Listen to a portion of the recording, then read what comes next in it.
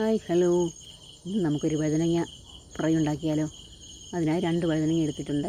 ഇതുപോലെ ചെറിയ ചെറിയ കഷ്ണങ്ങളാക്കി മുറിച്ചെടുത്തിട്ട് നമുക്ക് നന്നായി കഴുകി വൃത്തിയാക്കി എടുത്ത് വയ്ക്കാം. അതിൻ്റെ കറയൊക്കെ ഒന്ന് നന്നായിട്ട് കളഞ്ഞ് കഴുകിയെടുക്കണം.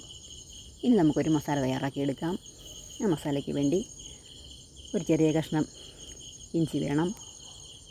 അതിൻ്റെ കൂടെ ഒരു 2-3 ചുവന്നുള്ളി പീസുകളാക്കിയിട്ടത്, പിന്നെ ഒരു 2-3 കഷ്ണം വെള്ളുള്ളി, ഒരു ചെറിയ സ്പൂൺ പെരുംജീരകം, അല്പം മഞ്ഞൾപ്പൊടി, 1 സ്പൂൺ മുളക് പൊടി, ആവശ്യത്തിന് ഉപ്പ്. ഇത്രയും സാധനം നമുക്ക് മസാലയ്ക്ക് തയ്യാറാക്കാം. അപ്പം നമ്മുടെ മസാല ഇവിടെ റെഡി ആയിട്ടുണ്ട്. ഇനി നമ്മൾ ഈ മസാലക്കൂട്ട് നമ്മുടെ കഷ്ണങ്ങളിലേക്ക് നന്നായി തേച്ച് പിടിപ്പിച്ച് കൊടുക്കണം. എല്ലാ കഷ്ണങ്ങളിലേക്കും നന്നായി നമ്മുടെ മസാല എത്തണം. മസാല എത്തിക്കഴിഞ്ഞ് ഒരു അല്പനേരം നമുക്കത് അവിടെ നിന്ന് റെസ്റ്റ് ചെയ്യാൻ വയ്ക്കാം. ഒരു അല്പനേരം ഒന്ന് റെസ്റ്റ് ചെയ്യാൻ അവിടെ ഇരിക്കട്ടെ.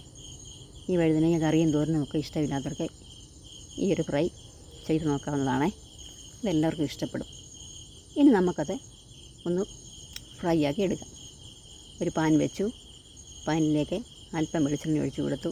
ഇനി നമുക്ക് ആ വെളിച്ചെണ്ണ എല്ലായിടത്തേക്കും ഒന്നാക്കി കൊടുക്കാം. ആക്കി കൊടുത്തിട്ട് നമുക്ക് ആ കഷ്ണങ്ങളെല്ലാം ഓരോന്നോരോന്ന് നമുക്ക് ആ പാനിലേക്ക് വെച്ച് കൊടുക്കാം. എല്ലാ കഷ്ണങ്ങളും നമ്മൾ ഇതുപോലെ വെച്ച് കൊടുക്കണം. ചെറിയ തീ മതി. ഒത്തിരി തീയിട്ട് കഴിഞ്ഞാൽ പെട്ടെന്നത് കരിഞ്ഞു പോകും. അപ്പം നമുക്ക് എല്ലാ കഷ്ണങ്ങളും നമ്മളിതിലേക്ക് വെച്ച് കൊടുത്തിട്ടുണ്ട്. ഇനി നമുക്ക് അത് ഒന്ന് തിരിച്ചിട്ട് കൊടുക്കാം. പെട്ടെന്ന് തന്നെ നമുക്കിത് മൂത്ത് കിട്ടുന്നതാണ്. പെട്ടെന്ന് നമുക്കിത് മൂപ്പിച്ചെടുക്കാൻ പറ്റും. അത് നമ്മുടെ കഷ്ണങ്ങളെല്ലാം മൂത്ത് വന്നിട്ടുണ്ട്. ഇനി നമുക്കതിലേക്ക് ഒരു ചെറിയ സവാള വറുത്തത്, ഒരൽപ്പം കറിവേപ്പിലയും കൂടെ നമുക്കൊന്ന് മൂപ്പിച്ചിട്ട് കൊടുക്കാം.